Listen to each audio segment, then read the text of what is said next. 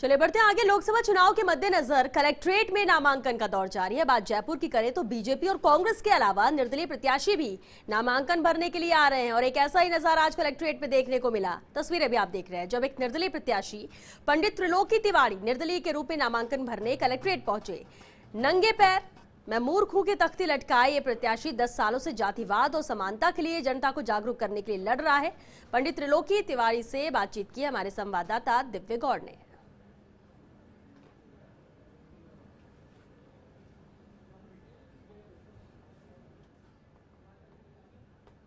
Lok Sabha seat के लिए आज पंडित त्रिलोकीनाथ तिवारी ने आज अपना नामांकन दाखिल किया। उनका दर्द ये है, वो अपने मुंह से कह रहे हैं कि मैं गधा हूं जो जातिवाद और आरक्षण के खिलाफ लड़ रहा हूं। बात करते हैं त्रिलोकीनाथ से।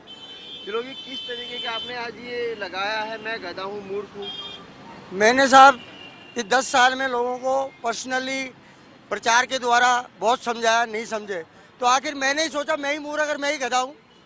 पब्लिक के दिल में दर्द तो है आरक्षण का, लेकिन उसके खिलाफ लड़ने की आवाज की बुलंदी नहीं है कि मेरी सीट चली जाएगी। यार दर्द है, लेकिन लड़ क्यों नहीं पाते आरक्षण के खिलाफ? उनको सीट का लालच है, मेरी सीट चली जाएगी और कुछ भी नहीं है।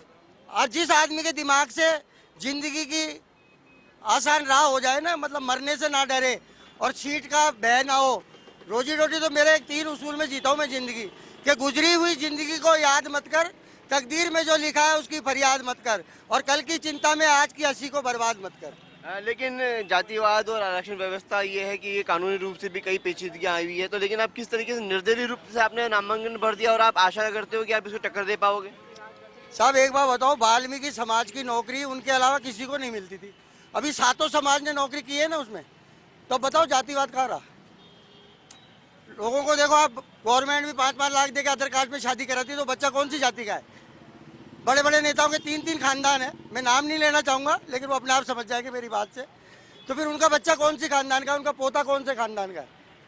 तो जब ये रहा ही नहीं है, और उस ऊपर वाले ने जाति 2 ही बनाई थी, आदमी और औरत, और ये कर्मों के हिसाब से विभाग बांटे थे, ब्राह्मण, क्षत्रिय, महाजन और शूद्र। इसको जातियों में बांट दिया। जब ऊपर वाले ने जाति नहीं बनाई तो आदमी कौन होता जाति बनाने? दूसरी दिलचस्प बात यह है कि आप नंगे पांव आए हुए हैं, इसका कोई खास कारण? ये मैं 1 साल से सब नंगे पैर चल रहा हूँ, मजदूर दिवस 1 मई 2018 से, और मैं ये चाहता हूँ मेरे बड़े बड़े पैसे वाले नहीं जगह, लेकिन मेरे मजदूर भाई तो मेरा साथ दें, जिससे मैं उनके बच्चों को रोजी रोटी दिला सकूँ। आरक्षण और जातिवाद के खिलाफ तिवारी जी की जो जंग है वो जारी है, और कहीं ना कहीं ये चाहते हैं कि देश में समरसता और समानता की भावना पैदा हो और सभी के लिए समान रूप से एक ही कानून और एक ही भावना देशवासियों के मन में हो। इसी आशा के साथ आज ये अपना नामांकन भर रहे हैं और एक समाज को जागृत करने की कोशिश भी कर रहे हैं। कैमरा पर्सन मोहन के साथ Divya Gaur, first India news, Jaipur.